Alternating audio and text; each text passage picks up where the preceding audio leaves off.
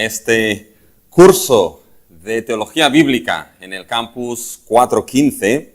Y si no me equivoco, por lo que me ha informado, este curso es ya el curso que cierra a todo lo que serían estas sesiones de diferentes cursos en el campus 415. Así que vamos a cerrar con lo que es teología bíblica, una disciplina que es de suma importancia, como vamos a ver, para la interpretación de lo que es las Escrituras, tal y como las Escrituras se nos presentan, tal y como es la naturaleza misma y propia de lo que es las Santas Escrituras. Pero antes de que empecemos a explicar un poquito lo que es la teología bíblica y les explico un poco cómo vamos a orientar este curso, vamos a empezar con una palabra de oración y vamos a poner el curso en las manos de nuestro Dios, que sea Él quien bendiga y que sea Él quien haga este curso de edificación para nuestras vidas, evidentemente para su iglesia y para la gloria de nuestro Dios. Nuestro Dios, nos acercamos delante de ti y nos acercamos, Señor, con arrepentimiento, sabiendo que en nuestras vidas muchas veces tropezamos, caemos y pecamos contra ti ofendiéndote. Pero nos acercamos con confianza a ti, Padre Celestial, sabiendo que tenemos a nuestro Señor Jesucristo, a tu Hijo sentado a tu diestra como nuestro sumo sacerdote que media constante y diariamente por nosotros. Así que nos acercamos confesando nuestros pecados y confiando que tú eres fiel y justo para perdonarnos y limpiarnos de toda maldad. Queremos acercarnos dándote las gracias por el privilegio que sigues dándonos de estudiar y de meditar tu palabra. Algo que te pedimos que sea primeramente para la gloria de tu nombre. Un estudio de tu palabra que traiga gloria y honra al Dios de la palabra. Que sea, Señor, de edificación y de santificación para nuestras vidas y que redunde, Señor, para la edificación de la iglesia, Señor, de las iglesias en la cual tú nos has puesto.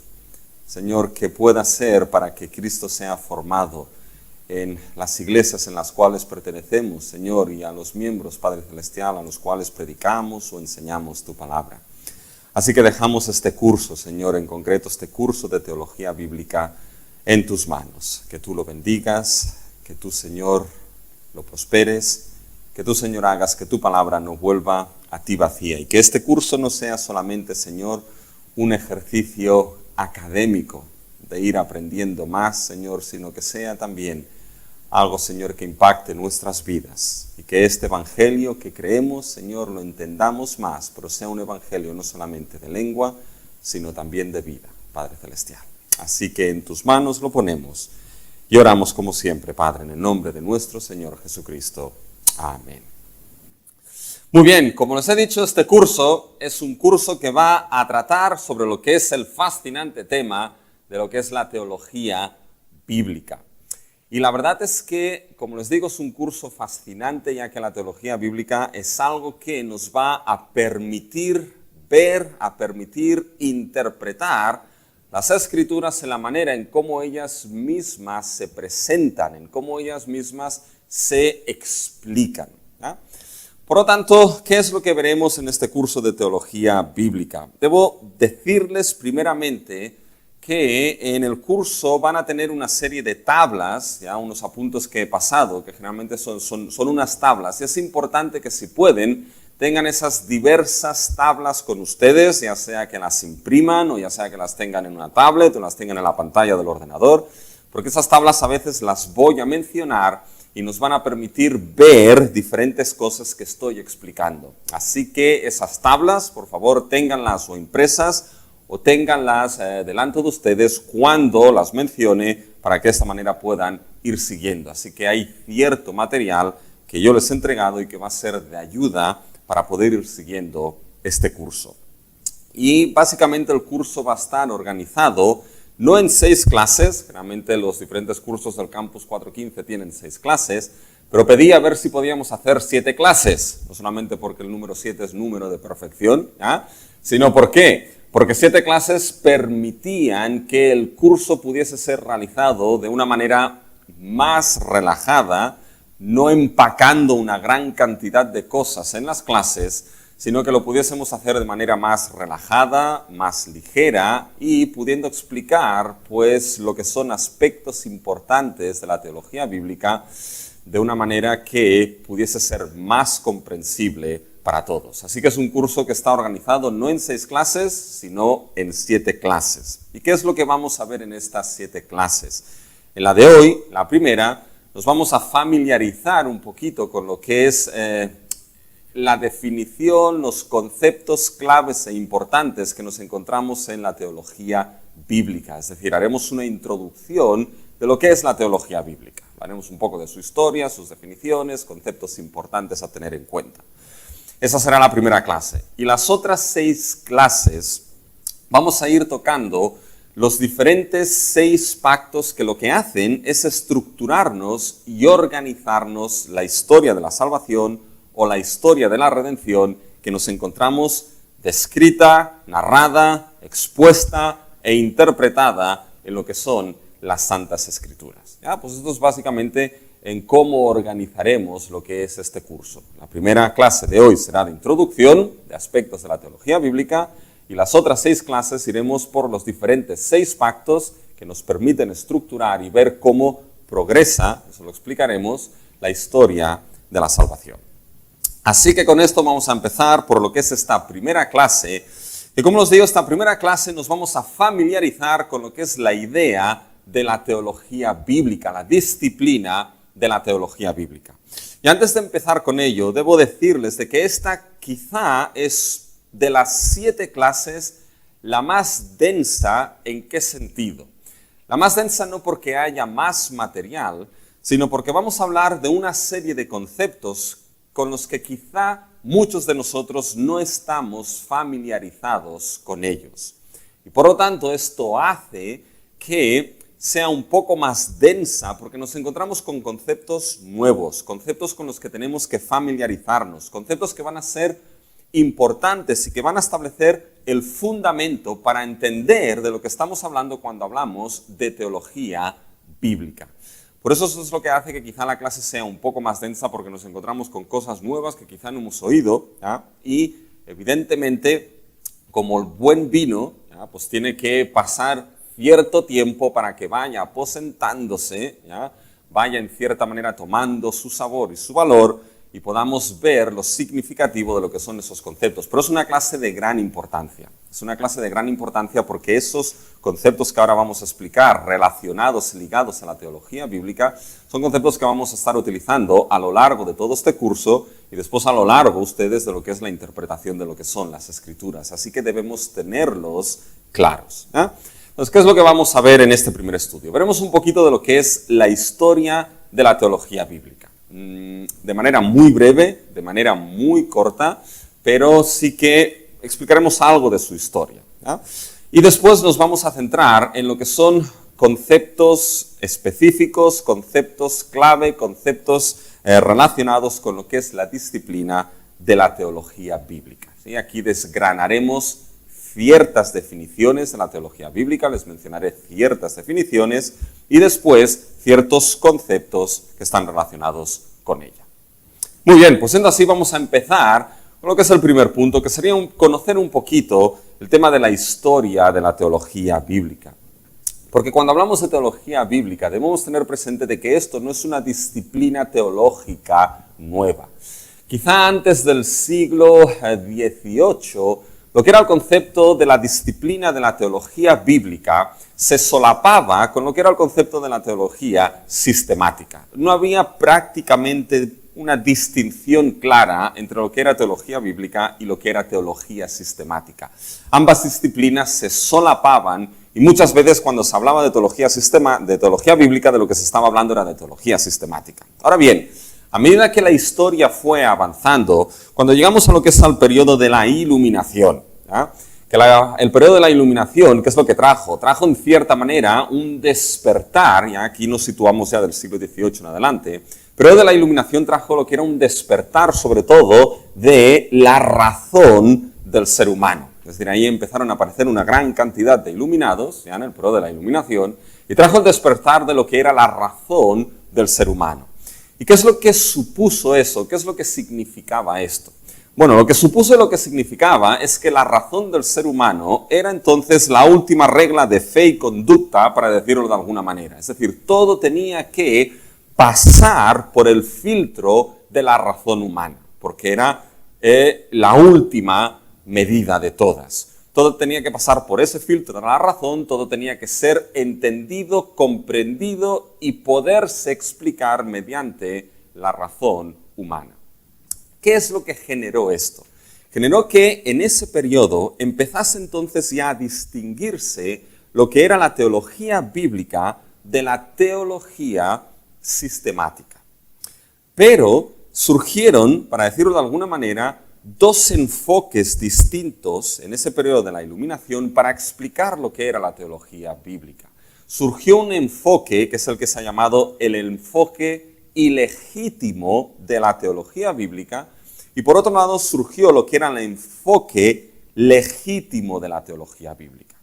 El enfoque ilegítimo era un enfoque que fue desarrollado sobre todo por lo que era el campo liberal de la interpretación de las Escrituras, ¿ya? Fue un enfoque desarrollado sobre todo por la teología liberal, mientras que el enfoque legítimo era el enfoque que fue desarrollado sobre todo por lo que era el campo conservador de lo que era la teología. Y cuando estamos hablando del enfoque ilegítimo del concepto de la disciplina de la teología bíblica, básicamente ese enfoque se centraba en decir que la Biblia tenía que ser interpretada críticamente como cualquier otro libro.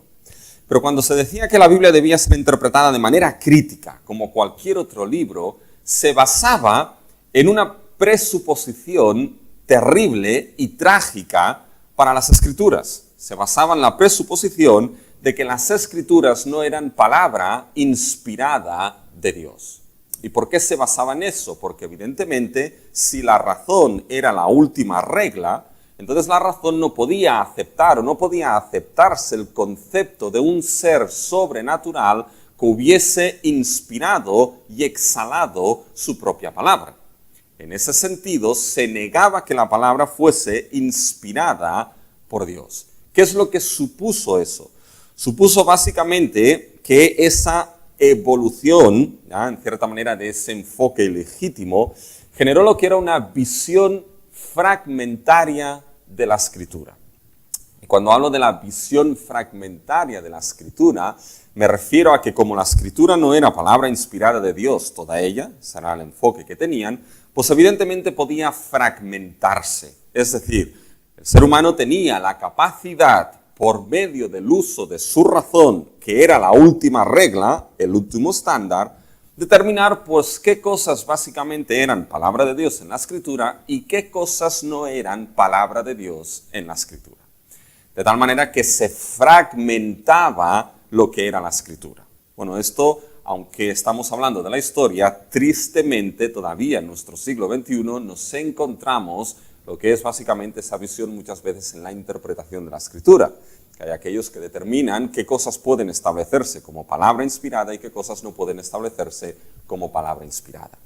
Por tanto, en ese sentido, el enfoque ilegítimo de lo que es la disciplina de la teología bíblica en ese periodo histórico se centraba sobre todo en esa interpretación crítica de la Biblia que fragmentaba la Biblia, es decir, la descomponía, determinando qué cosas son palabra, qué cosas no son palabra, etcétera, etcétera, etcétera. ¿Ya?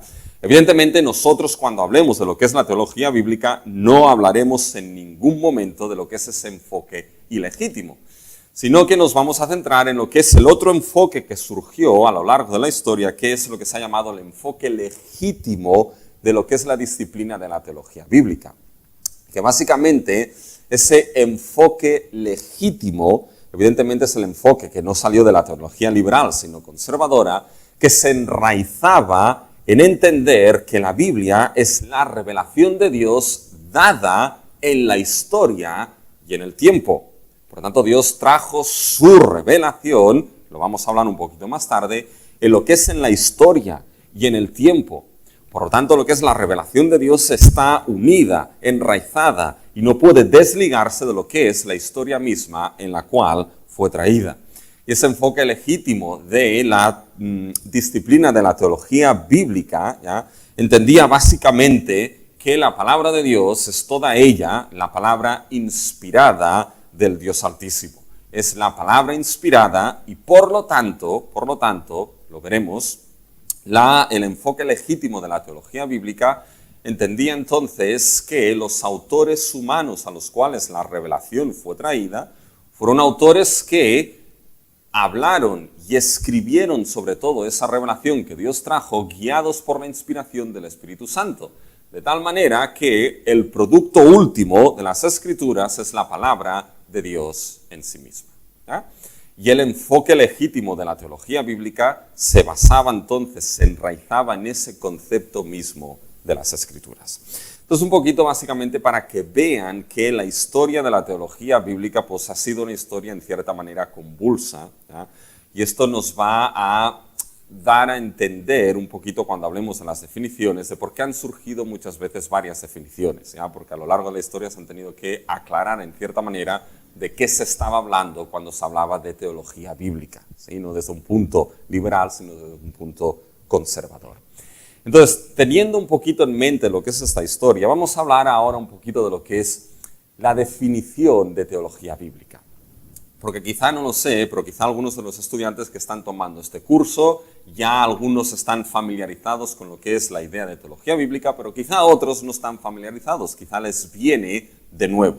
Por lo tanto, es importante que tengamos algunas definiciones de lo que es la teología bíblica. Y cuando hablamos de teología bíblica, realmente cuando hablamos dentro de las disciplinas teológicas, se habla de lo que es muchas veces la pirámide de las disciplinas teológicas, donde nos encontramos en la base de esa pirámide lo que se llama la exégesis, lo que sería la interpretación bíblica, ¿ya? Que evidentemente se solapa mucho con lo que es la hermenéutica. La hermenéutica es ese arte y ciencia de la interpretación, y la exégesis es la tarea que la hermenéutica tiene que realizar, es decir, es extraer el mensaje bíblico del texto bíblico, ¿ya? Pues eso sería básicamente lo que sería la base, pero encima de esta exégesis se construye lo que es la teología bíblica. Por tanto, vamos a ver que la teología bíblica como disciplina va a estar construida sobre lo que es la exégesis. Por lo tanto, la teología bíblica, y lo hablaremos ahora, va a ser en cierta manera una disciplina hermenéutica, una disciplina interpretativa de las Escrituras. Sobre la teología bíblica se construye entonces la teología sistemática, después la teología histórica y finalmente lo que sería la teología pastoral, que es básicamente la aplicación de toda esta teología pues, a la vida del ser humano, a la vida sobre todo del pueblo de Dios. Por tanto, dentro de estas pirámides de las disciplinas teológicas nos encontramos lo que es la teología bíblica. Y cuando hablamos de la teología bíblica, a nivel de una definición muy simple, es que estamos hablando de lo que es una disciplina hermenéutica. O, como lo expresa James Hamilton, que es el libro de texto que tienen para este curso, ¿eh? Es básicamente el libro ¿Qué es la teología bíblica? Se pregunta básicamente ¿qué es? Pues básicamente James Hamilton define la teología bíblica como lo que es la perspectiva interpretativa de los autores bíblicos. Por tanto, fíjense que aquí Hamilton ya está describiendo la teología bíblica como una perspectiva interpretativa, una perspectiva que permite interpretar las Escrituras, y Hamilton lo tomó muy bien en el sentido de que era una perspectiva interpretativa que ya los autores bíblicos utilizaban, ¿eh? Por tanto, esto nos va a decir de que la teología bíblica como disciplina hermenéutica, perspectiva interpretativa, es algo que nos vamos a encontrar en la Biblia misma. Va a ser la propia perspectiva interpretativa que la misma Biblia va a utilizar para interpretarse, para explicarse, ¿no? Por tanto, de manera muy simple, eso podría ser lo que es una definición de teología bíblica. Disciplina hermenéutica, perspectiva interpretativa. Ahora bien, tenemos otras definiciones, ¿ya? Nos hemos dado cuenta de que a lo largo de la historia de la teología bíblica aparecieron esos dos caminos, esos dos enfoques, ilegítimo y legítimo. Y evidentemente esto hace que también diferentes definiciones surgiesen a lo largo de la historia para intentar describir exactamente de qué se estaba hablando cuando se está hablando de teología bíblica. Y evidentemente lo que es el campo conservador pues tuvo que establecer una serie de definiciones para determinar de qué se estaba hablando desde un punto de vista conservador y sobre todo bíblico, de cuando hablamos de teología bíblica, ¿ya? Y cuando consideramos diferentes interpretaciones, dentro del conjunto de esas diferentes interpretaciones, podemos ver un poquito o extraer ciertos puntos importantes de lo que es la teología bíblica. Yo les voy a dar, por ejemplo, fíjense lo que es la definición de la teología bíblica de un autor que se llama Goldsworthy. Goldsworthy define la teología bíblica de la siguiente manera, o la define relacionada con lo que es el tema de la revelación de Dios, y nos dice: la revelación de Dios está engastada en la historia e implica una progresión histórica.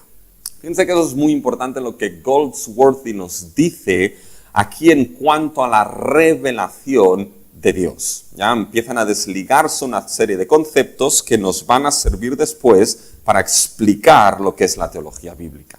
Fíjense que Goldsworthy determina que la revelación de Dios es una revelación que está engastada, nos dice, en la historia misma. Eso va a ser muy importante, ¿ya?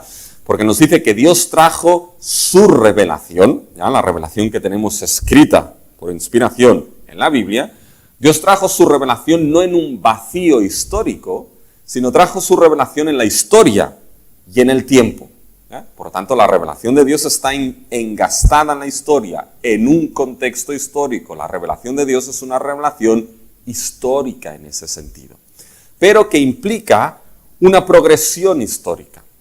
Esa revelación, lo veremos, no fue traída de una sola vez, sino que fue traída progresivamente a lo largo de la historia y del tiempo. ¿Ya? Fíjense que con ese sentido podemos pasar ahora a lo que es otras definiciones de la teología bíblica que van a tomar en cierta manera estos conceptos de histórico, progresivo. Fíjense, hay un autor que se llama Greg Beale, ¿ya? Que después quizá o más adelante les presentaré algún libro, de Goldsworthy, de este que acabo de hablar de esa revelación engastada en la historia. Hay un libro que se llama La Estrategia Divina, ¿ah? Que es una teología bíblica de la salvación, y hay un poquito Goldsworthy en este libro, que ya tiene sus años, ¿ya? Nos explica un poco lo que es la teología bíblica y cómo esta revelación de Dios engastada en la historia progresa a lo largo de la historia, ¿ya? Intentaré que esos libros, la bibliografía, la tengan también en las notas, junto con las tablas que les he dicho al principio, que van a estar como apuntes de los cuales van a poder disponer, ¿eh? Fíjense otra definición de Greg Beale. Describe la teología bíblica de la siguiente manera. Dice: la teología bíblica correctamente entendida, y por tanto cuando el autor dice correctamente entendida, se centra en ese enfoque legítimo de lo que es teología bíblica. Dice: la teología bíblica correctamente entendida no es más que la exhibición del progreso orgánico de la revelación sobrenatural en su continuidad y multiformidad histórica. Bien, tela marinera con la definición del autor aquí, ¿ah? Pero fíjense que si vamos desgranando un poquito lo que es esa definición, fíjense que dice en cierta manera cosas que el otro autor ya decía. Dice: la teología bíblica correctamente entendida, ¿qué es? Es la exhibición, es decir, la exposición, la explicación ¿de qué? Del progreso orgánico de la revelación. Fíjense cómo entonces Beale entiende también que en la revelación bíblica hay un progreso en la historia. Pero ese progreso lo describe y lo define con un adjetivo, que ya lo explicaremos, que ese progreso no es cualquier tipo de progreso, es un progreso orgánico. Ya no se preocupen, esto lo vamos a ir explicando. Pero fíjense que la idea es la misma para para Beale. La teología bíblica, ¿qué es? La teología bíblica es explicar, es exponer, es mostrar cómo la revelación de Dios, que fue traída en la historia, progresa de manera orgánica. Hay un progreso continuo, ¿ah? Y orgánico, lo veremos, a lo largo de la historia. Por lo tanto, fíjense lo que va apareciendo en la idea de teología bíblica. La teología bíblica se va a centrar entonces en lo que es la revelación de Dios en las Escrituras, y va a intentar explicar el progreso de esa revelación de Dios a lo largo de la historia, ¿sí? Fíjense ahora otro autor que nos da otra definición. El autor se llama Scobie, ¿ya? Y dice lo siguiente, este autor, cuando define la teología bíblica. Dice, es un enfoque bíblico para entender e interpretar el mensaje de la Escritura. Por tanto, aquí el autor ya define la teología bíblica como ¿qué? Como un enfoque bíblico, es decir, como lo que es una visión que la misma Biblia tiene, ¿ya? Como ella se explica. Ese enfoque bíblico es interpretativo, es hermenéutico, nos sirve para entender y para interpretar el mensaje de la Escritura. Fíjense, dice el autor, es decir, un enfoque hermenéutico, es una disciplina interpretativa, la teología bíblica. Entonces nos dice, la teología bíblica dice, entiende el material bíblico, es decir, la revelación bíblica, la entiende en su diversidad. Es decir, la teología bíblica, como enfoque hermenéutico, va a entender de que la revelación bíblica tiene diversidad. Nos vamos a encontrar diferentes autores, nos vamos a encontrar diferentes libros, nos vamos a encontrar diferentes géneros literarios, nos vamos a encontrar diferentes énfasis teológicos. Hay una diversidad en lo que es el material bíblico. Pero, y aquí está lo importante, no todo es importante, pero esto es vital, pero aún y esa diversidad, la teología bíblica busca la coherencia y unidad del mismo dentro del canon bíblico. Es decir, aquí el autor describe que la teología bíblica es un enfoque bíblico, por lo tanto es un enfoque que la misma Biblia utiliza. Lo que nos decía Hamilton en su libro, es la perspectiva interpretativa de los autores bíblicos. Por lo tanto, aquí el autor dice que la teología bíblica es un enfoque bíblico, es el enfoque que la misma Biblia utiliza para interpretar su propio mensaje. Y la teología bíblica entonces, como ese enfoque hermenéutico, lo que hace es entender que hay una diversidad en la revelación bíblica, una diversidad en el material bíblico, pero la teología bíblica buscará la coherencia, la unidad de toda esa diversidad. Es decir, la teología bíblica buscará cómo encaja de manera unida y coherente todo el material de la revelación bíblica que nos encontramos. ¿Ya?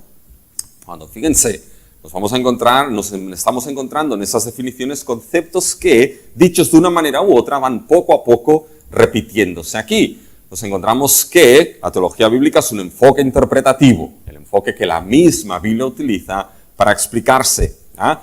Que se centra en lo que es la revelación de Dios tal y como está en las Escrituras, una revelación que es dada en la historia. Por tanto, veremos que la teología bíblica es histórica, una revelación que es dada de manera progresiva a lo largo de la historia. Y aunque hay diversidad en ella, hay una unidad, hay una coherencia que puede trazarse en ese sentido. ¿Sí? Y eso nos lleva a la última definición, mis hermanos y hermanas, que la última definición quizá sería la definición del gran jefe de la teología bíblica, ¿ya? Que es un autor que se llama Gerardus Voss, ¿ya? Que aquí les presento su libro, ¿ya? Que, bueno, yo lo tengo en inglés aquí, pero está en español, ¿ya? Que es Teología Bíblica del Antiguo y del Nuevo Testamento.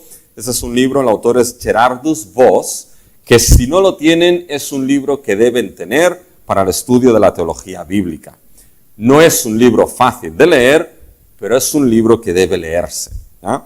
Y en la mayoría de seminarios se da la definición de Gerardus Voss sobre la teología bíblica, que fíjense que el autor nos va a definir la teología bíblica con términos que ya hemos explicado. Gerardus Voss describe la teología bíblica como esa rama de la teología exegética, que trata con el proceso de la revelación de Dios tal y como es depositada en las Escrituras. Fíjense que Gerardus Voss está diciendo lo mismo que ya hemos visto en las otras definiciones, que es la teología bíblica, es esa rama de la teología exegética, exégesis, interpretación. Por lo tanto, la teología bíblica es una disciplina hermenéutica, disciplina interpretativa, perspectiva interpretativa. ¿Y qué trata esa teología bíblica? Trata básicamente con el proceso o con el progreso de la revelación de Dios. Por lo tanto, la teología bíblica se centrará en cómo la revelación de Dios progresa en la historia y en el tiempo. Lo veremos. Una revelación de Dios tal nos dice el autor, y cómo es depositada en las Escrituras, cómo nos la encontramos en la Biblia misma. ¿Ya? Por tanto, estas serían algunas de las definiciones que nos encontramos de teología bíblica. Y si se dan cuenta, mis hermanos y hermanas, vuelvo a repetir, aquí aparecen toda una serie de conceptos que ya les digo, los voy a ir repitiendo en esa primera clase porque son conceptos que deben poco a poco o debemos poco a poco ir asimilándolos. Pero fíjense que ha salido la idea de revelación, la idea de progreso, la idea de histórica, la idea de unidad, la idea de disciplina hermenéutica. Esto ya es lo que permite que con estas diferentes definiciones podamos empezar a desgranar una serie de elementos que están relacionados con la teología bíblica. Podemos desgranar y extraer elementos y conceptos que se relacionan con la idea de teología bíblica y que nos permiten entonces construir lo que es un entendimiento de la disciplina de la teología bíblica. Y lo primero que desgranamos, el primer concepto de teología bíblica, que ya lo hemos mencionado, es decir, ya los que mencionaré ahora ya los hemos mencionado, pero los vamos a ampliar un poquito más. El primer concepto que se desgrana, que se extrae para poder explicar lo que es la disciplina de la teología bíblica, es que la teología bíblica debe ser entendida como lo que hemos dicho, un enfoque hermenéutico. Por tanto, como enfoque hermenéutico, la teología bíblica es una disciplina interpretativa. Es una perspectiva interpretativa que nos va a ayudar a interpretar lo que es el mensaje de las Escrituras. Ahora bien, es muy importante que como enfoque hermenéutico, la teología bíblica va a interpretar las Escrituras en la manera en cómo las Escrituras se expresan y se presentan a sí mismas. Eso es muy importante. Repito otra vez lo que James Hamilton dice aquí. Es la perspectiva interpretativa de los autores bíblicos. Por tanto, debemos entender que la revelación que nos encontramos en las Escrituras, ¿ya? La Biblia se explica de una manera concreta. La Biblia se presenta de una manera específica, no se presenta de cualquier manera.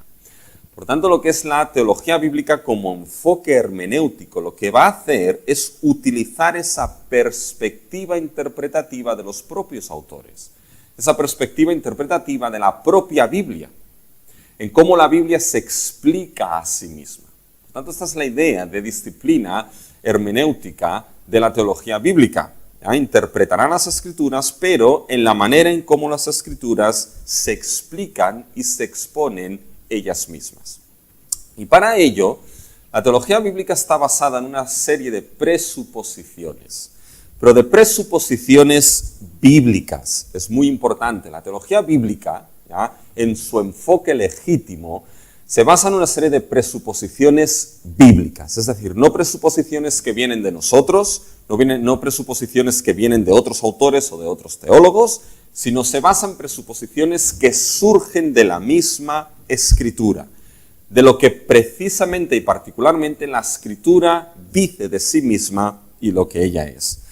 Y cuando vamos, fíjense, a las Escrituras, la primera presuposición bíblica en la cual se basa la teología bíblica es que la Biblia es la revelación inspirada de Dios. Toda ella, de principio a fin. Por tanto, la teología bíblica entiende que la Biblia es revelación divina. Es decir, que Dios trajo su revelación y esa revelación quedó entonces escrita por los autores que Dios escogió, ¿ya? Y esa revelación escrita por los autores es la que nos encontramos precisamente en las Santas Escrituras. Y esa revelación evidentemente fue escrita y salvaguardada sin ningún error por lo que es la inspiración divina. Por lo tanto, la teología bíblica entiende y parte de la presuposición bíblica de que toda la Escritura es inspirada por Dios, como dirá Pablo en 2 de Timoteo 3:16, porque toda la Escritura es inspirada por Dios. Y cuando decimos de que toda la Escritura es inspirada por Dios, la teología bíblica evidentemente entiende de que es toda la Escritura de principio a fin. Quiere decir, la inspiración de las Escrituras va desde Génesis hasta Apocalipsis. La Escritura es inspirada en su totalidad y la Escritura también es inspirada en todas y cada una de sus partes. Es decir, existe una inspiración verbal y plenaria de las Escrituras. Las Escrituras son inspiradas tanto en sus partes históricas como en sus partes doctrinales. Es más, eso no puede hacerse una disociación de ello. Por tanto, cuando se habla de que toda la Escritura es inspirada, se habla de esto, en su totalidad y en cada una de sus partes. Y eso es muy importante, porque entonces la teología bíblica entiende de que la Biblia tiene una doble naturaleza. ¿En qué sentido? Por un lado tiene una naturaleza humana, porque fue escrita por hombres, ¿ya? En un periodo histórico determinado, en un tiempo específico y concreto, que utilizaron unas lenguas con una gramática concreta y específica, que utilizaron unos géneros literarios de su tiempo concretos y específicos, ¿ya? Pero, al mismo tiempo, la doble naturaleza de la Biblia determina que la Biblia es divina. No es un libro como cualquier otro libro, es en sí misma la palabra inspirada de Dios. Y eso es muy importante, porque aunque tengamos diferentes autores en las Escrituras, ¿ah?, nos encontramos que al fin y al cabo existe un primer y último autor. Existe un único autor que es Dios mismo. ¿Y qué es lo que hace esto entonces? Eso es muy importante. Que exista un único autor de principio a fin, que es Dios mismo. Esto dota a las Escrituras, dota la revelación de Dios que nos encontramos en la Biblia de una unidad y coherencia internas. Es decir, porque Dios es el único autor de las Escrituras, porque las Escrituras es su propia palabra, las Escrituras presentan una unidad de principio a fin, presentan una unidad desde Génesis a Apocalipsis. Es como, por ejemplo, aquellos que les gusta ya las obras de J.R. Tolkien, ¿ya?, El Señor de los Anillos. Cuando vamos al Señor de los Anillos nos encontramos de que en realidad hay 3 volúmenes. Nos encontramos lo que es el primer volumen, que si no me equivoco es la Comunidad del Anillo, el segundo que serían las 2 torres y el tercero que sería el Retorno del Rey. Nadie pensaría de que estos 3 volúmenes son 3 historias distintas. No son 3 historias distintas. Son 3 volúmenes que conforman una única historia. Existe una unidad entre ellos que dan una única historia de principio a fin. ¿Por qué? Porque hay un único autor, en este caso J.R. Tolkien. En las Escrituras es lo mismo. Nos encontramos una gran cantidad de autores humanos escogidos e inspirados por Dios. Nos encontramos una gran cantidad de libros canónicos dentro del canon bíblico, todos ellos inspirados, pero que al fin y al cabo todos ellos son el producto de Dios mismo, son la misma palabra de Dios. Y esto hace que exista una unidad. Todos ellos tienen una unidad que conforman, lo vamos a ver, una única historia. Y esa única historia presenta una coherencia interna. Es decir, en esa historia no existe contradicción alguna. No, la Biblia no se contradice a sí misma. Esta es quizá una de las primeras leyes en la hermenéutica y en la interpretación bíblica. La Biblia no se contradice a sí misma. Si encontramos posibles contradicciones en la Biblia, el problema no está en la Biblia, el problema está en nosotros, ¿ya? Porque al ser la palabra de un Dios que es perfecto y en sí mismo no se contradice, no hay contradicción en su santa palabra. Por lo tanto, en esa unidad de lo que es la revelación bíblica existe una coherencia interna. ¿Esa coherencia qué es lo que permite? Bueno, esa coherencia permite que revelación previa en las Escrituras anuncie revelación posterior. Y revelación posterior en esa unidad de la Biblia permite explicar revelación anterior. Por tanto, existe una unidad y una coherencia. Sobre estas presuposiciones bíblicas se basa evidentemente lo que es la teología bíblica como enfoque hermenéutico o enfoque interpretativo. Interpretará lo que es la Escritura como ella misma se interpreta y se explica. Y ella misma se interpreta y se explica como que es palabra de Dios, con una única historia unida de principio a fin, que presenta una coherencia interna y que por lo tanto la Biblia misma permite interpretarse y explicarse a sí misma. Eso nos da un concepto que quizá más adelante aparecerá, que es el concepto de la intertextualidad. Es decir, textos posteriores permiten explicar textos anteriores en la revelación. Y esto, mis hermanos, esta idea de este enfoque hermenéutico basada sobre esas presuposiciones bíblicas de unidad y de coherencia en la revelación bíblica, nos desgrana otro concepto importante que está relacionado con la teología bíblica. Y es que la teología bíblica no solamente será este enfoque interpretativo, esta perspectiva interpretativa de los autores bíblicos de la propia Biblia, sino que la teología bíblica también será histórico-redentora. Eso es muy importante, la teología bíblica será histórico-redentora. ¿Ya que nos referimos por histórico-redentora? La teología bíblica será histórico-redentora porque el objetivo básico, y esto es muy probable, mis hermanos, que sea pregunta de examen. Ahora sí que estoy seguro que se han despertado todos. El objetivo básico, el foco principal de lo que es la teología bíblica será la historia de la salvación, o lo que también se llama la historia de la redención, o lo que se llama de manera técnica la metanarrativa. Es decir, la metanarrativa básicamente proviene de una preposición griega que es gran y narrativa, que es historia. Por tanto, el objetivo, el foco de estudio y de interpretación de la teología bíblica será la gran historia de la salvación que nos encontramos en las Santas Escrituras. Y eso es posible, ¿por qué? Por esa presuposición bíblica que hemos dicho, ya que la Biblia es toda ella inspirada por Dios y Dios es su autor. Eso nos da una unidad en esa revelación bíblica. Y esa unidad es que se nos presenta una única historia de principio a fin, desde Génesis hasta Apocalipsis.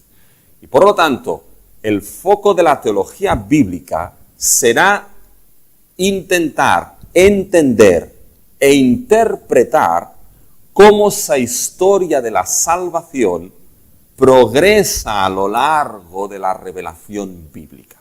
Cómo esa historia de la salvación, esa metanarrativa, se explica a lo largo de las Escrituras. ¿Sí? Es decir, cómo esa historia, esa unidad, encaja coherentemente y la vemos a lo largo de la Biblia. Y eso es importante porque cuando vamos a las Escrituras, fíjense que muchas veces y en muchos libros hay debates de cuál es el tema principal de las Escrituras. Y algunos dicen el tema principal de las Escrituras es la gloria de Dios. Otros determinan que el tema principal de las Escrituras es el reino de los cielos. Otros que es la santidad, etcétera, etcétera, etcétera. Aparece una gran cantidad de temas. Quizá más que hablar de qué tema bíblico es el principal, ya qué tema es el principal de las Escrituras, algo que sí nos damos cuenta es que la propia Biblia nos da resúmenes de su propia historia. Es decir, la propia Biblia nos resume muchas veces lo que es esa metanarrativa, esa gran historia que es el foco de estudio y interpretación de la teología bíblica.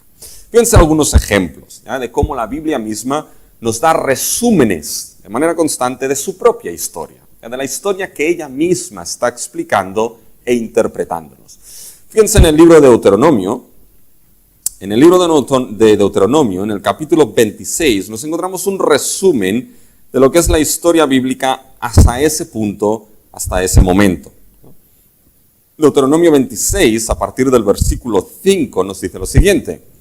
Entonces hablarás y dirás delante de Jehová tu Dios, un arameo a punto de perecer fue mi padre, el cual descendió a Egipto y habitó allí con pocos hombres, y allí creció y llegó a ser una nación grande, fuerte y numerosa. Y los egipcios nos maltrataron y nos afligieron y pusieron sobre nosotros dura servidumbre. Y clamamos a Jehová, el Dios de nuestros padres, y Jehová oyó nuestra voz y vio nuestra aflicción, nuestro trabajo y nuestra opresión. Y Jehová nos sacó de Egipto con mano fuerte, con brazo extendido, con grande espanto y con señales y con milagros. Y nos trajo a este lugar y nos dio esta tierra, tierra que fluye leche y miel. ¿Se dan cuenta? Es un resumen de la historia de la salvación, un resumen de la historia bíblica. Nos encontramos otros ejemplos. Por ejemplo, podemos ir a lo que es al Salmo 105, y en el Salmo 105 volvemos a ver lo que es un resumen de la historia de la salvación. En el Salmo 105, fíjense, a partir del versículo 5, dice: acordaos de las maravillas que Él ha hecho, de sus prodigios y de los juicios de su boca, oh vosotros, descendencia de Abraham su siervo, hijos de Jacob, sus escogidos. Él es Jehová nuestro Dios, en toda la tierra están sus juicios, se acordó para siempre de su pacto, de la palabra que mandó para 1000 generaciones, la cual concertó con Abraham y de su juramento a Isaac. La estableció a Jacob por decreto, a Israel por pacto sempiterno, diciendo: a ti daré la tierra de Canaán como porción de vuestra herencia. Cuando ellos eran pocos en número y forasteros en ella, y andaban de nación en nación, de un reino a otro pueblo, no consintió que nadie los agraviase, y por causa de ellos castigó a los reyes. Fíjense, si seguimos avanzando un poquito en este Salmo 105, fíjense a partir del versículo 26, llega el tiempo de Moisés. Envió a su siervo Moisés y Aarón, al cual escogió. Puso en ellos las palabras de sus señales y sus prodigios en la tierra de Cam. Envió tinieblas que lo oscurecieron todo, no fueron rebeldes a su palabra. Volvió sus aguas en sangre y mató sus peces. Su tierra produjo ranas hasta en las cámaras de sus reyes, etcétera, etcétera. Estas son las plagas de Egipto. Pero fíjense que nuevamente en el Salmo 5 nos encontramos como aquí la misma Biblia hace un resumen de su propia historia. Y nos encontramos otros ejemplos de esto. Pueden leer, por ejemplo, Nehemías capítulo 9, que vuelve a ser un resumen de la historia de la salvación, de la gran historia que la misma Biblia explica. Otro ejemplo claro que nos encontramos es, por ejemplo, Hechos 7 con Esteban. Esteban lo que hace es todo un resumen de la historia de la salvación que la propia Biblia explica hasta llegar a la persona de Cristo Jesús. Por tanto, fíjense cómo la misma Biblia lo que está haciendo es explicándonos su propia historia, explicándonos esa metanarrativa, esa gran historia de la salvación. Por tanto, ¿qué supone esto? Lo que supone, por lo tanto, es que la Biblia entiende que las diferentes, déjenme decirlo así, subhistorias que nos encontramos narradas en la Biblia, es decir, las subhistorias como por ejemplo la historia del ciclo de Abraham o las diferentes historias, por ejemplo, de Nehemías, ¿ya? O las historias que nos podemos encontrar, la historia de Ruth. ¿Ya? La Biblia entiende que las diferentes subhistorias están enmarcadas dentro de esta gran historia de la salvación. Es más, estas diferentes subhistorias lo que hacen es conformar y construir esta gran historia de la salvación. Por lo tanto, la metanarrativa, la historia de la salvación, la historia de la redención, esa gran historia se convierte, fíjense, no tanto en el tema principal, sino en el marco hermenéutico dentro del cual tienen que ser entendidas e interpretadas el resto de subhistorias que nos encontramos en la Biblia. Por tanto, ese va a ser el foco de lo que es la teología bíblica. Se va a centrar en esa gran historia de la salvación. Cómo esa historia encaja de manera conjunta. Cómo es formada por las diferentes subhistorias que forman parte de esa gran historia y que la construyen. Y eso es lo que nos da, mis hermanos, la característica de que la teología bíblica es histórica. ¿Por qué? Porque fíjense, mis hermanos, que estas diferentes subhistorias que he dicho que conforman esta gran historia de la salvación, que la misma Biblia sitúa dentro y como parte de esta gran metanarrativa, fijaros que estas subhistorias no son más, mis hermanos, que los hechos redentores de Dios en la historia. Eso es muy importante. Cuando vamos a la Biblia, tenemos que tener presente de que el fundamento de la salvación es la historia. ¿En qué sentido? Nos encontramos la línea de la historia. Y es en la historia y el tiempo, que Dios trae los hechos históricos y redentores. Es decir, Dios llamó a un hombre, Abraham, en la historia. Dios redimió a un pueblo en un acto histórico, que es el Éxodo. Los profetas fueron profetas históricos. Y después nos encontramos el gran evento histórico de la salvación, que es la venida de Cristo, su muerte en la cruz, evento histórico, y su resurrección histórica, su ascensión y su vuelta, que será histórica. Por tanto, la historia, la línea de la historia es el fundamento sobre el cual Dios obra su salvación. Ahora bien, Dios no deja que esos actos históricos queden por sí solos, sino ¿qué es lo que hace Dios? Dios trae su revelación, su palabra, que lo que hace es narrarnos e interpretarnos y explicarnos esos hechos históricos de Dios, esos hechos redentores de Dios en la historia que construyen esa historia de la salvación. Por tanto, los hechos de Dios redentores son históricos y la revelación que los explica, los narra y los interpreta es traída en medio de la historia. Eso hace, por lo tanto, que la interpretación, la teología bíblica como enfoque hermenéutico que se centra en esa gran historia, va a ser una teología bíblica, va a ser histórica. Es decir, se va a ceñir, se va a centrar en lo que son básicamente las categorías históricas que la misma Biblia utilizará. Se centrará en las categorías históricas de los propios libros bíblicos, de los propios autores bíblicos. Y evidentemente va a ser redentora. ¿Por qué? Porque se centrará en lo que es esa historia de la salvación y esa historia de la redención. Por tanto, fíjense que nos encontramos entonces que la teología bíblica será ese enfoque hermenéutico, cuyo foco será la gran historia de la salvación, que será básicamente una historia redentora e histórica. La teología bíblica será histórica y redentora. Pero hay otro aspecto que es importante aquí, que la teología bíblica no solamente será ese enfoque hermenéutico, histórico y redentor, sino que también será una teología bíblica progresiva. ¿Y a qué nos referimos por progresiva? Será progresiva, ¿por qué? Porque la gran historia de la salvación, la revelación de Dios, es una revelación progresiva en la historia y el tiempo. En las diferentes definiciones que hemos leído, fíjense que algo que ha aparecido muchísimo es el término progreso. La revelación bíblica está engastada en la historia y en el progreso histórico.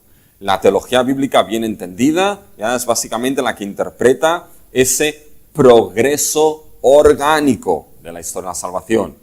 La teología bíblica es esa rama de la teología exegética que trata con lo que es el proceso o progreso de la revelación de Dios. Cuando fíjense que la idea de progresiva, es vital aquí. Todos los autores la definen de esta manera. Por tanto, ¿por qué es así? La teología bíblica será progresiva. ¿Por qué? Porque la revelación de Dios y la historia, la gran historia de la salvación es progresiva. ¿Qué queremos decir con esto? Que esa historia de la salvación que la Biblia misma nos explica, que presenta una unidad y una coherencia, no es una historia de la salvación que la Biblia nos la presenta de una vez por todas, sino que es una historia de la salvación que se presenta progresivamente a lo largo de la historia y el tiempo. Es decir, cuando Adán y Eva pecaron, Dios no lanzó una Biblia del cielo con lo que eran mapas a todo color, con lo que era un índice para poder encontrar los profetas menores y ya con toda la historia de la salvación narrada y explicada. Dios no hizo esto. Dios les dio la primera promesa, ¿ya? En Génesis 3:15, que les dice, bueno, pondré enemistad entre ti y la mujer, le dice la serpiente, entre tu simiente y su simiente. Ella, la simiente de la mujer, te herirá en la cabeza y tú le herirás en el calcañar. Eso es lo que se llama el protoevangelio, el primer anuncio del evangelio. Y a partir de aquí, esa promesa de redención de la simiente de la mujer empieza progresivamente a avanzar a lo largo de la historia y el tiempo a medida que Dios obra sus hechos históricos en la historia y trae su revelación para narrarlos e interpretarlos. ¿Se dan cuenta? Es decir, la Biblia nos presenta que esa gran historia de la salvación progresa, es progresiva. Poco a poco Dios va añadiendo más revelación. Poco a poco Dios va construyendo, para decirlo de alguna manera, su historia de la salvación en la historia y el tiempo. Eso es a lo que nos referimos básicamente por progresiva. Y cuando nos referimos a un progreso orgánico, ¿a qué nos estamos refiriendo? Bueno, pues a lo que les he explicado con el tema de Génesis 3:15. El progreso orgánico es como la semilla de un árbol que uno planta. En esa semilla está todo el material necesario para lo que es ese árbol. Pero en esa semilla, si es la semilla de un manzano, ¿ya? En la semilla no vamos a ver el manzano, no vamos a ver su tronco, no vamos a ver sus ramas, no vamos a ver sus hojas, no vamos a ver su fruto de la manzana. Pero todo está ahí. Eso es plantado y a lo largo del tiempo, poco a poco, esa semilla tiene un crecimiento orgánico, vivo. Va creciendo y aparece un primer tallo, después va creciendo a lo largo de la historia, y aparece el tronco, después aparecen las ramas, las hojas, hasta que nos da su fruto último, que sería básicamente las manzanas. ¿Ya? Eso es a lo que nos referimos con el progreso orgánico de la historia de la salvación. Es decir, la historia de la salvación tiene un progreso en la historia. Ese progreso es orgánico. Dios va añadiendo más revelación a medida que esa historia de la salvación progresa. Por tanto, la revelación, la teología bíblica será progresiva en ese sentido. Es decir, va a tener en cuenta cuando interpreta las Escrituras de que esa historia de la salvación es progresiva y que por lo tanto Dios va a ir añadiendo más revelación a lo largo de esa historia. Y la teología bíblica va a tener muy presente entonces en ese progreso a lo largo de la historia y el tiempo, en qué momento de la historia de la salvación se encuentra. No va a ser lo mismo si nos encontramos en la historia de Abraham que si nos encontramos antes, en los que serían los primeros 11 capítulos de Génesis, o si nos encontramos después ya, por ejemplo, en el pacto con David, porque el pacto de David se va a construir sobre muchas promesas que Dios ya dio en su revelación a Abraham y al pacto que hizo con él y después con Israel. Por lo tanto, nos damos cuenta de que ese progreso va a ser muy importante sobre lo que es la interpretación de las Escrituras. Un ejemplo para que vean la importancia de ese progreso para saber dónde estamos en la revelación, es que recuerdo años atrás, la experiencia de un hermano que nos explicó a todos, tuvo mucho valor de explicarnos eso, ¿ya? De que él mismo se había circuncidado él mismo en la parte trasera de su caravana. Claro, nos quedamos todos, pues quizá como se han quedado ahora ustedes escuchando lo que les he dicho. ¿Eh? ¿Y por qué él nos dijo esto cuando le preguntamos? Porque él leyó en Génesis 17 de que Dios dio la circuncisión como señal del pacto. Eso es cierto en Génesis 17. Ahora bien, ese hermano no entendió que la revelación es progresiva y que la historia de la salvación progresa en la historia y el tiempo y que Dios ha ido añadiendo más salvación, y nos damos cuenta cuando llegamos al Nuevo Testamento de que la circuncisión pues fue dada como señal de esa justicia, como nos dirá Pablo cuando llegamos a Romanos 4, fue dada como señal de esa justicia que le fue dada por la fe a Abraham en Génesis 15. Y por lo tanto, lo que es importante que el mismo Antiguo Testamento anuncia es que no va a ser la circuncisión de la carne lo importante, sino la circuncisión del corazón. Cuando esa circuncisión del corazón por el Espíritu y el nuevo nacimiento llega, evidentemente la circuncisión de la carne, pues ahí las cosas cambian. ¿Ya? Esa es la importancia de entender cómo progresa la historia de la salvación. ¿Ya? Y ese progreso es orgánico, y básicamente les voy a mencionar dos conceptos. Es un progreso sincrónico y diacrónico. Es decir, sincrónico es que empiezo por el diacrónico. El progreso diacrónico es que ese progreso de la historia de la salvación se da a través del tiempo. ¿Ya? Y diacrónico es que se da juntamente con el tiempo. ¿Qué quiero decir? La historia de la salvación y por lo tanto la teología bíblica tendrá esto en mente, ¿ya? De que cada autor bíblico pues estará dado en un contexto histórico concreto y determinado. ¿Ya? Y deberá entenderse en ese contexto. Esto es la idea de sincrónico, junto con el tiempo concreto y específico. Pero después entenderá que esa historia de la salvación, por como la Biblia la presenta, diacrónica, se da a través del tiempo. Por tanto, entenderá que el libro bíblico, sea por ejemplo Isaías, debe entenderse en el tiempo histórico que es dado, pero después entender que forma parte de una historia de la salvación que progresa a través del tiempo. Y por lo tanto, la teología bíblica se preguntará cómo Isaías contribuye al progreso de la historia de la salvación. ¿Cómo contribuye? ¿Qué perdemos si sacamos a Isaías del progreso de la historia de la salvación? ¿Qué perdemos en esa gran historia? ¿Ya? Pero básicamente, lo que tienen que quedarse en mente, mis hermanos, es que la historia de la salvación es progresiva.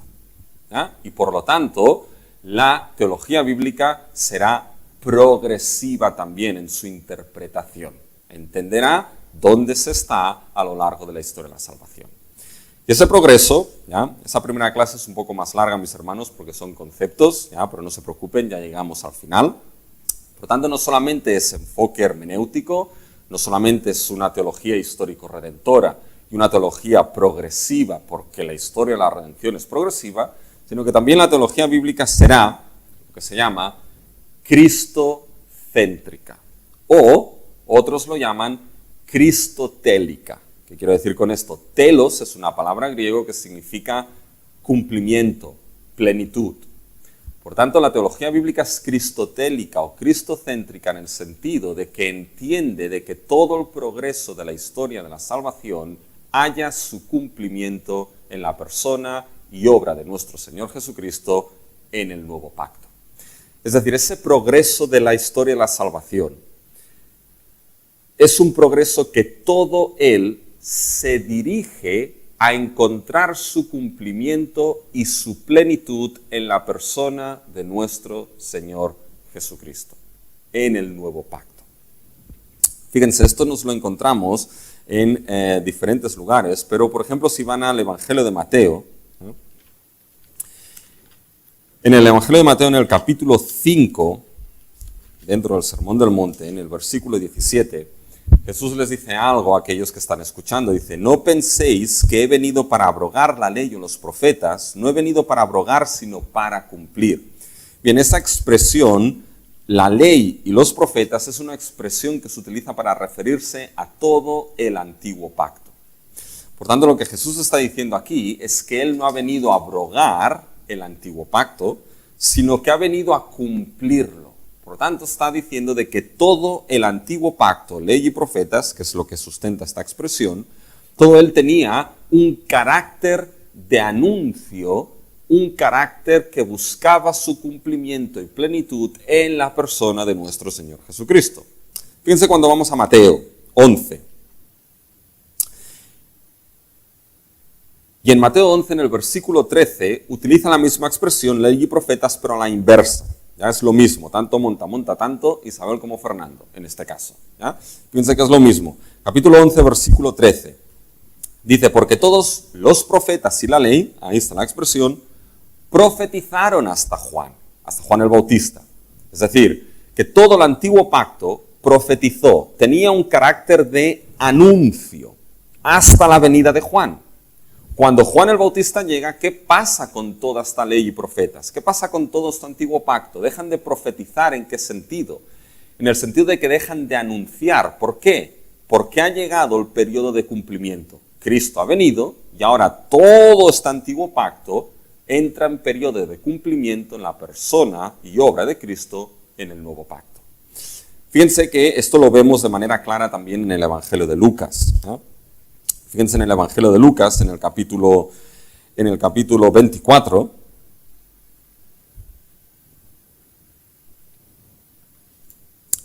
Fíjense en el versículo 44, ¿no?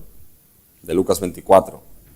Y les dijo, estas son las palabras que os hablé estando aún con vosotros, que era necesario que se cumpliese todo lo que está escrito de mí en la ley de Moisés, en los profetas y en los salmos. Esa expresión, ley de Moisés, profetas y salmos, toma lo que es la triple división de lo que se llama el Tanakh, es decir, en cómo la Biblia hebrea está distribuida. Por lo tanto, Jesús está diciendo, era necesario que se cumpliese todo lo que está escrito de mí en todo lo que es ese antiguo pacto.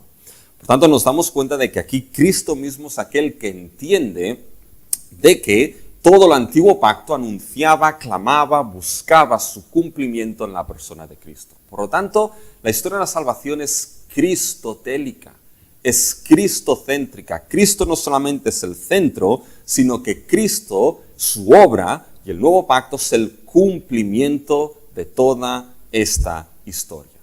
Por tanto, la teología bíblica será cristotélica en ese sentido. Cuando interpreta las Escrituras, al fin y al cabo siempre entenderá y buscará ver cómo esa historia, sea la que sea, ¿ah? Por ejemplo, la historia de Ruth. Dirá, bueno, está dada sincrónico, en un tiempo, y ahí lo interpretaré.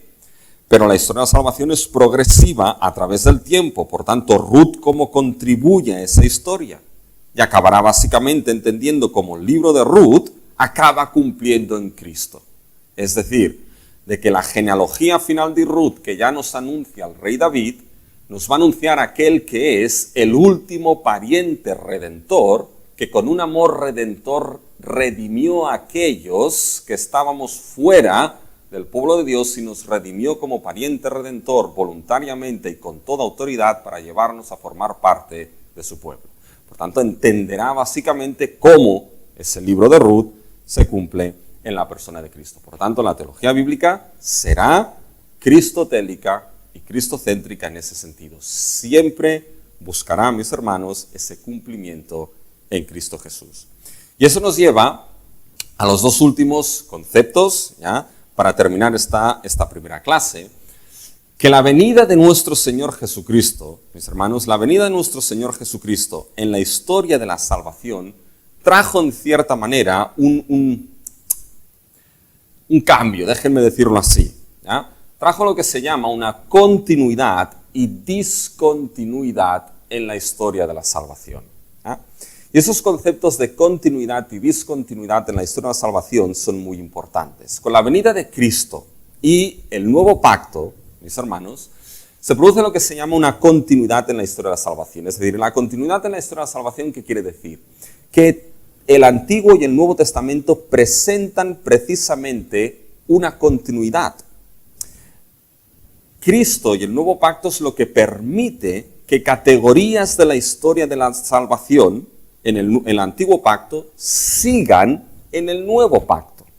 Es decir, nos encontramos lo que es, por ejemplo, sacerdocio en el antiguo pacto y nos encontramos sacerdocio en el nuevo pacto.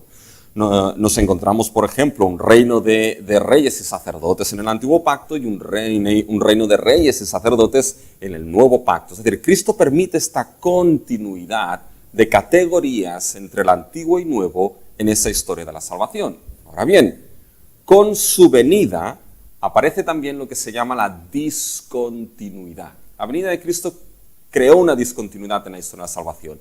Esa continuidad a lo largo del progreso redentor no es lineal, es una continuidad discontinua. ¿En qué sentido? Por ejemplo, cuando llega Cristo nos encontramos que en el Antiguo Testamento tenemos sacrificios por el perdón de pecados, una gran cantidad de sacrificios. Y eso continúa en el Nuevo Pacto. ¿Dónde está la discontinuidad? La discontinuidad es que en el nuevo pacto no nos encontramos muchos sacrificios, nos encontramos un único sacrificio realizado una vez por todas para el perdón eterno de nuestros pecados, que es el sacrificio de nuestro Señor Jesucristo, el único capaz de quitar plenamente y eternamente lo que son los pecados de su pueblo. ¿Se dan cuenta? Hay una gran discontinuidad ahí. Pues esa es la idea de esa tensión de continuidad y discontinuidad que la teología bíblica tendrá presente. Y por último, mis hermanos, y ahora sí, acabando por último, es que la historia de la redención es una historia que se llama escatológica. Eso es muy importante. Por tanto, la teología bíblica también será en cierta manera una teología escatológica, ¿ya? Porque entenderá que esa historia de la salvación, que progresa a lo largo de la historia y el tiempo, que busca su cumplimiento en Cristo Jesús, es una historia escatológica. ¿Y a qué me refiero esto? Me refiero, mis hermanos, a que si ustedes cogen la Biblia y leen el principio y el final de la Biblia, se van a dar cuenta que la Biblia empieza con una primera creación. Nos encontramos Génesis 1 y Génesis 2, que es una primera creación. Y cuando vamos al final de la Biblia, en Apocalipsis 21 y 22, nos encontramos nuevamente lo que es una nueva creación, unos nuevos cielos y una nueva tierra. Y nos encontramos lenguaje de Génesis 1 y 2. Nos volvemos a encontrar el árbol de la vida, nos volvemos a encontrar un río, nos volvemos a encontrar lo que es un jardín como el Edén. Fíjense que toda la Biblia podría definirse su historia como de una primera creación a una nueva creación. Como de un paraíso perdido a un paraíso ganado, a un paraíso redimido. ¿Ya? Eso es la idea de escatología en la historia de la redención. La historia de la redención, su progreso orgánico, que quiere hallar y que haya su cumplimiento en Cristo Jesús, tiene un carácter escatológico. ¿En qué sentido? En el sentido de que la historia de la salvación redimirá, restaurará el primer ideal que Dios estableció en la primera creación. Y lo redimirá a niveles mayores en Cristo, en los nuevos cielos y en la nueva tierra. Eso es muy importante. Cuando Dios creó los cielos y la tierra, en esa primera creación estableció su ideal escatológico. Hay una tabla que si la tienen con ustedes, es la tabla número 1, ¿ya? Que si se dan cuenta ahí, les pongo en la tabla número 1 lo que es una primera creación, Génesis 1 al 3, y una nueva creación en Apocalipsis 21 y 23. Y nos encontramos cómo se restaura básicamente ese ideal escatológico de la primera creación que se perdió por el pecado. Fíjense que nos encontramos que hubo un caos del abismo y cuando vamos a la nueva creación, ahí ya no hay mar, ya no hay concepto de caos. Nos encontramos que en la primera creación la fuente de luz son los luminares, sol, luna, etc. Cuando vamos a la nueva creación, nos encontramos que es Dios la fuente de luz misma, ¿ya? Por lo tanto, fíjense que todo lo que es la historia de la salvación, en cierta manera, intenta restaurar ese ideal de la primera creación, ¿ya? Tiene otro par de tablas, que es la tabla número 2 y la tabla número 3, ¿ya? Que se dan cuenta, la tabla número 2 dice primera creación y reinado. Nos encontramos que Dios estableció del primer caos de la tierra y las aguas, estableció la primera creación. Dio la primera comisión al primer Adán, ¿ya? Lo veremos como hijo, rey y sacerdote, ¿ya? El primer Adán peca en Génesis 3 y ya hay un juicio del exilio. La humanidad es exiliada del jardín del Edén, todos al este del Edén. Y a partir de aquí, fíjense en la tabla número 3, si la tienen delante de ustedes, se genera una serie de ciclos escatológicos, es decir, la historia de la salvación intentará redimir ese ideal de la creación perdido por el primer Adán. Y fíjense los ciclos de escatología, ¿ya? Nos encontramos entonces que volvemos a entrar en caos. El caos del diluvio, como había caos en la primera creación con el agua, caos otra vez en el diluvio. Cuando Noé y su familia salen es como un acto de nueva creación. Hay otra comisión dada a Noé y a su familia, igual que Adán. Bendecid, les bendijo, multiplicad y fructificaos. Pero otra vez esa nueva familia peca, al igual que pecó el primer Adán. Lo veremos, pecó en un jardín el primer Adán, pecó delante de una viña, ese nuevo Adán que sería Noé. Y otra vez juicio, básicamente a través de lo que es el esparcir la humanidad en Babel, ya como un exilio. Otra vez, caos por la Torre de Babel, pero hay una nueva creación. Dios llama a Abraham, le da la comisión. Ahora vamos a ver que la bendición dada a Adán y a Noé pasa forma de promesa en Abraham. Pecado de los hijos de Jacob, juicio de la esclavitud en Egipto. Otra vez caos, juicio de la esclavitud en Egipto. Cruce del Mar Rojo, lo veremos, con imágenes de una nueva creación. La comisión dada otra vez a Israel con lenguaje de la comisión dada a Adán. Por tanto, fíjense cómo la historia de la salvación completamente va restaurando el ideal de esa primera creación. Restaurándolo no poquito a poquito. Toda la historia de la redención nos muestra de redención que ese ideal no es restaurado hasta que Cristo viene. Y Cristo, por lo tanto, es ese postrer Adán, ese hijo, ese rey, ese sacerdote que trae a cumplimiento lo que es ese primer ideal de la creación. ¿Ya? Por lo tanto, la historia de la salvación tendrá una tensión que se llama la tensión del ya, pero todavía no. Y la teología bíblica tendrá esto presente. ¿Ya? Cristo ya inaugura ese ideal de los nuevos cielos y la nueva tierra, pero todavía no será consumado hasta que Cristo vuelva en su segunda venida. Por tanto, mis hermanos, acabamos aquí lo que es esta primera clase. Sé que son muchos conceptos, pero es importante que los vayan poco a poco asimilando. ¿Ya? De esa teología bíblica, ese enfoque hermenéutico e interpretativo que buscará interpretar la Biblia como ella se interpreta a sí misma. Un enfoque histórico redentor, ¿ya? Porque se centrará en lo que es la gran historia de la salvación, que es histórica, ¿ya? Y que la redención es dada en la historia y en el tiempo. Será una teología bíblica progresiva, porque esa historia de la redención es progresiva, de manera orgánica a lo largo del tiempo. Será una teología bíblica cristotélica, porque toda esa historia de la salvación progresa a cumplirse en Cristo Jesús.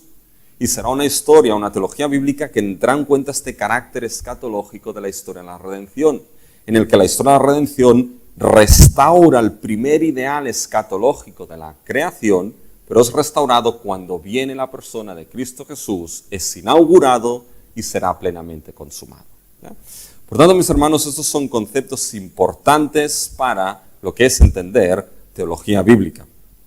Y lo que vamos a ver en el segundo estudio es que quizá alguien se está preguntando, bueno, pero ¿cómo entonces empezamos a estudiar esta historia? ¿Cómo esta historia encaja de manera conjunta? Y eso es lo que veremos, mis hermanos, en el siguiente estudio de este curso de teología bíblica.